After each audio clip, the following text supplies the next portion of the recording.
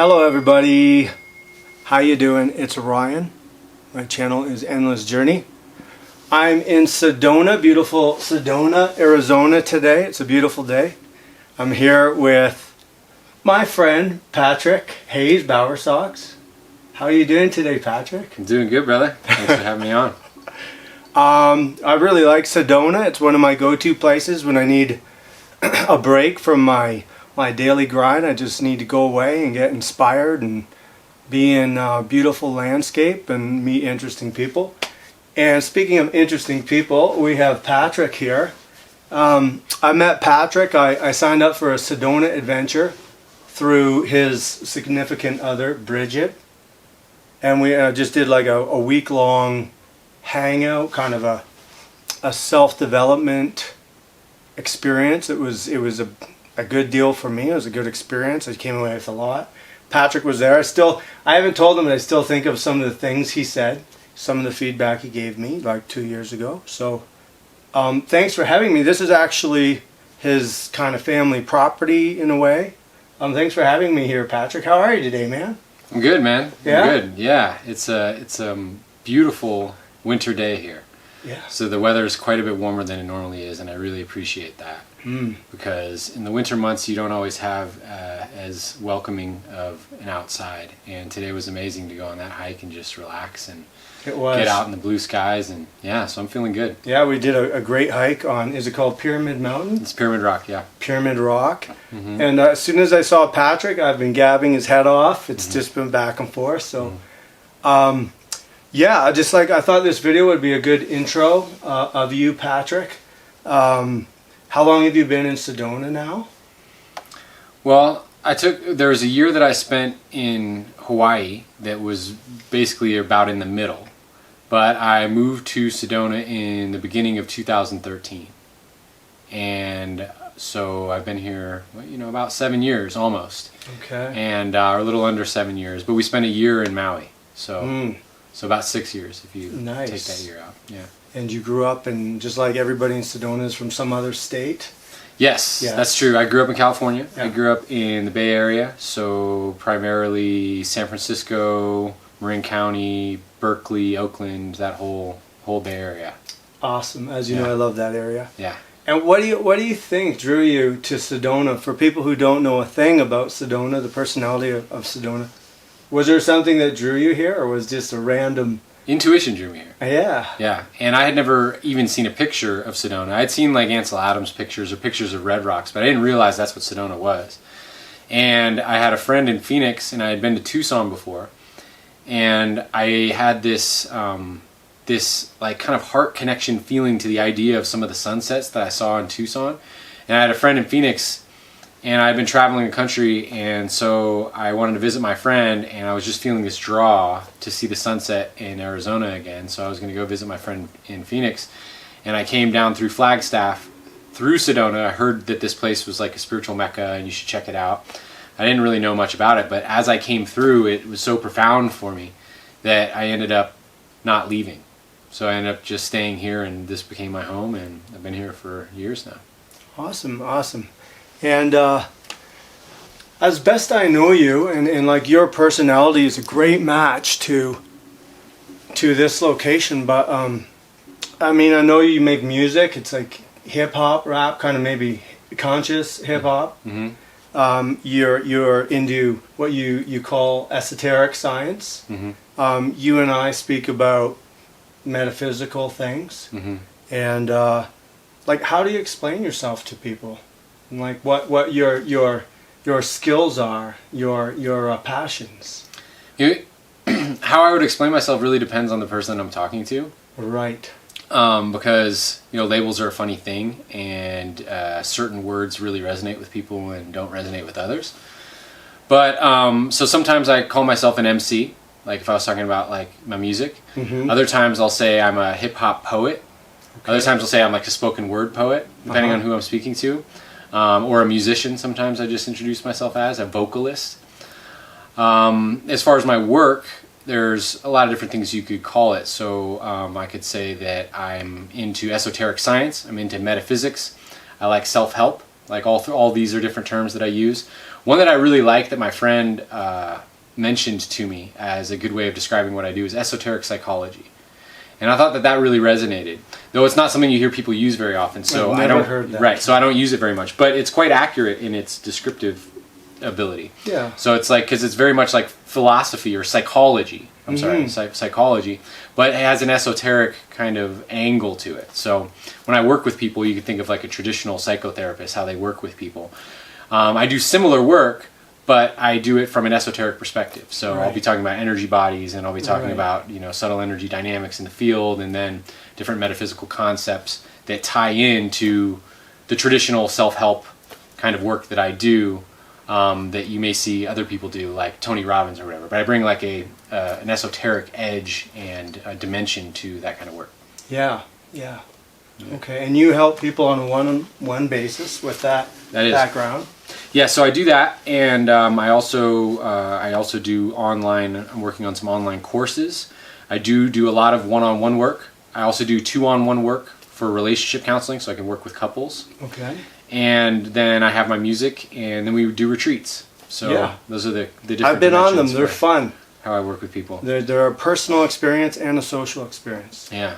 Okay. So we got talking about our subtle energy bodies earlier this week or whenever it was. Mm-hmm. And how many were there that, because we all have our own based on our upbringing and the books we've read and whatever life experiences we've had, we kind of form our own perception on what the subtle bodies are. Subtle bodies meaning anything and everything beyond our physical matter of a body. So you said there was a few of them, more than just one. Right. What were those again? Well, as you were saying, that there's different numbers depending on who you ask, and that would be, so how I would say it is that depending on what tradition that you're working with, they can split. You could say like split the prism of the aura up into more or less bodies. So it depends really which tradition you're working with. But the one that I like to work with is a Rosicrucian model, and I'm a large student of Rudolf Steiner. And the bodies that he works with are the physical body, the etheric body, and then the astral body. And then there's an I am presence, which is kind of the next connection up to the Godhead that you have there. Okay. So that's, you could say, like a 3-body system. But then the way that system works is that as your body alchemizes, it turns into 7 bodies. So then there's like the alchemized version of each body as it alchemizes and becomes something new also. But depending on what tradition you're working with, they break it up into different numbers. So there's like 7 sheaths in certain traditions. They'll break it up into 7. And there's other traditions that break it into 5. And so it's really, you can think of it like this. It's like a prism, and you could break light into many different colors, right? So you could break it into a 5-color system or a 7-color system or a 3-color system. And it's not that one's right or wrong, but there may be specific benefits to working with certain numbers. Whereas, as if you break any concept into smaller pieces, you might be able to see angles to it that you couldn't see otherwise. But it might also sometimes be more appropriate to have it in less numbers, because then it may be simpler for specific concepts or whatnot. Okay, and so the reason we want to tune in, work on, visit our subtle bodies is because by doing that, it in turn improves our physical bodies, our life now. Is that true? Yeah. In fact, you could say that, I've heard people mention things in comments or whatnot, where they'll say stuff along the lines of, well, we're here in the physical world, so, you have to focus on the physical world. It's not all about the energy bodies and stuff, these subtle bodies. And the thing is that these things are not separate. So as we're developing ourselves in the physical world and developing different things, we're actually structuring our subtle bodies at the same time. So yes, when you develop things in your subtle body, that is going to manifest as physical attributes that you develop in your physical body, as well as different things that you'll manifest in your life having to do with materials or relationships or patterns that you see on a regular basis. All these things are correlated to different structures that you develop in your energy bodies. And so the benefit of developing them is that, at the end of the day, that's what you take with you when you die. Because you and I both very much agree on the relationship between the mind and the body and how intertwined they are. Yeah. Yeah, definitely. And just for the record, I totally agree with that. I had my own personal experiences that really show how important my mental state, my spiritual state, my subtle body energetic my state is in my life here now. So, okay, so that could go off in a pretty far direction if we talk about that today. Definitely. So let's come back to, you said relationships. I've noticed Bridget and yourself have been starting to do videos on relationships. And you've been together a while now. You feels like a pretty good match to me. And what specifically where have you begun with the topic of relationships? Right. So I guess there's a lot of different ways I could branch into this, and what I would probably say is one of the most important things to recognize regarding relationships, especially relationships with, like, say, a significant other or like a love partner, is what is the definition of a relationship? What is the purpose of a relationship?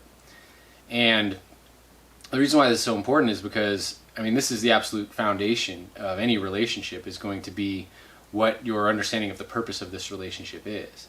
So if you were to ask the average person, and they were actually going to be completely honest with you, what the purpose is for many people's relationships, unfortunately the honest answer for that would oftentimes be like, well, I don't want to be lonely, I want to have regular sex from somebody, or I want security. There's all these different things that are actually major motivators for relationships, but what is the actual purpose of a relationship? And if the purpose is to get something from the other person, that you just don't want to be lonely, or you want to be around someone, or you want to have somebody that you're proud of, that you can show off, or that your parents like, so that you can fit the code of what you're supposed to be in their eyes. Okay. Then the relationship's not going to be nearly as fulfilling as a relationship that is actually based around becoming the best person that you can be, or growing, or around the quality of time that's spent with the person. So somebody who's going to help you to grow. So, see, this becomes then your decision. It's your decision what a relationship is. But what a relationship is to me, the purpose of why I would get into a relationship, is to share a transference of wisdom and knowledge that helps both people in the relationship grow into greater versions of themselves, and to enjoy the finer qualities of life that can be experienced through intimacy that you wouldn't experience outside of a deep, intimate container like a relationship. And I think that this is really important, because when you're moving into a relationship from this perspective, then it creates an environment that really gives the potential for growth and fulfillment and deeper connection to unfold, as opposed to, well, I want these things and they want these things, and it's kind of like this transactional thing where it's like, well, you give me this, and if you're not giving me what I want, then I'm going to get mad at you and kind of like blackmail you into giving me what I want, and then there's kind of like this power struggle going on. Okay. So I think a lot of it is really surrounding the idea of, for me, is surrounding the idea of how can we be in support of the other person to become their best version of themselves and express their greatest gift for the planet, and how can we enjoy ourselves to the greatest degree that's possible, so that the time that we spend in this relationship is not only a growing experience, but it's a quality experience, and we're enjoying ourselves. And so that's really the what I would say is the purpose behind the relationships that I choose to have in my life. And then this also leaves it open for the fact that we don't need to put a label on anything and get stuck in any idea of how the relationship needs to be. In other words, if the purpose is not being fulfilled, if the other person or both of the people are not feeling like they are being challenged to grow in a positive way, or that it is, even if the people still get along, even if it's something where it's not an optimum space for the evolution of the individuals anymore, then we're open to shifting the dynamics of the relationship, whether that be moving out of a relationship in the traditional sense into more of a friendship, or going in different directions in order to support the growth of each other, because that is the goal. The goal isn't this idea of till death do us part or being together forever, right? Which is very much what's sold through like the Hollywood or the traditional lens of relationships. But realizing that relationships are an opportunity for us to grow and become better people, and if that becomes stunted, that it might be time to move on. Right. Now, as a side note, is it possible that a relationship could be too intense or could be too much growth that somebody's not ready for, or too much growth? Well, just too much that's up too to the soon? individual. Yeah, it could be. I mean, if that's too much for the individual, see, right. because it really comes back down to then your opinion of the situation. So if you're in a relationship and it's pushing you to grow too much, and it feels like it's overwhelming and you can't get grounded and you can't stabilize that, then that might be your experience with it. And then you could say, well, my experience is that this is pushing me too hard for my comfort. I want to move forward, but maybe this pace is a little too fast for me. So that could be a situation, definitely. Okay. And so when I think of you and Bridget, you have a pretty nice life. Like, you live in a beautiful place. You have a healthy lifestyle. You know, you're fairly enlightened people, if I could use that word. Do you feel that your lifestyle and your attitude towards just your outlook and all your like spiritual development, do you feel that that has enhanced the quality of your relationship? Oh, absolutely. That's the foundation of it, right? Even like the whole perception of how I would say what I define the purpose of relationship all comes from my personal work and the development of myself and everything that I've gone through, and all the different things that I've overcome in order to come to these different conclusions about the meanings of things for me. So absolutely, okay. I really do feel that. So maybe you could say, maybe you've worked on like your own personal peacefulness, say. So you bring that to the relationship, and when you come across situations that are bound to happen, you bring kind of a calmness maybe to an otherwise uncomfortable situation within the relationship. Absolutely. That would be an example. Yeah, definitely. It'd be along the lines of, you know, for instance, the ability to have difficult conversations. Yeah. Right? So in a lot of relationships, people will avoid difficult conversations because they don't really know how to have difficult conversations. You know, how do I bring something up that might trigger the other person, especially if I'm afraid of how that trigger is going to, you know, inflict upon me. Yeah. Right? So how do you navigate through that kind of situation? Well, a lot of people will avoid it or just say nothing and let it fester until it like comes out in an angry moment where they can't hold it back. So, so for, you know, one of the things that I'm really good at is having difficult conversations. It's something that I really started making a point to do in my mid-20s, when I realized that I was avoiding a lot of difficult conversations in general that were leading me into stagnant points just in relationships in general, beyond, you know, love relationships, but just relationships in general. So I started, you know, mustering up the courage and having difficult conversations, and I did it over and over and over and over in so many different situations, to the point where now I know how to articulate myself in a way and express what I need to express in a way that it's actually quite easy for me to have what people might consider a difficult conversation, because I've come to a certain awareness of where my moral standings are, so that I can express my reasoning for why I am feeling a certain way about something and making a decision about something in a certain way, in a way where I feel very rested in the sound moralness of what I'm expressing. And so from that space, it's simply just being able to clearly articulate the truth. This is the situation I'm coming from. I can demonstrate truthfully that I really care about the other person, that I'm being considerate of where they're coming from, and also articulate exactly where I'm coming from and why some of the discrepancies in the relationship are in place, because maybe certain needs of mine are not being met, and maybe certain like lack of acknowledgement in other area is going on. And I can explain that clearly enough that it makes sense to the person. They don't feel necessarily like attacked or neglected, because I'm bringing that like holistic truth to the situation and a clarity of speech that can carry me through that. Totally. Yeah. I actually heard Bridget in a recent YouTube video she made say the phrase, "I'm about to have a conversation, a difficult conversation," something to that effect. So I know that Bridget has that same mentality of approaching those places that are uncomfortable. Yeah, we worked on that a lot. Oh, really? Okay. Okay, so what, just off the top of your head, what would some examples be? So a good example of that would be, let's see, not too long ago there was a martial arts teacher that I was working with that I had heard there had been some rumors about sexual misconduct with him and some of his students. Ooh. And it was a concern of mine, but I hadn't heard anything from him specifically.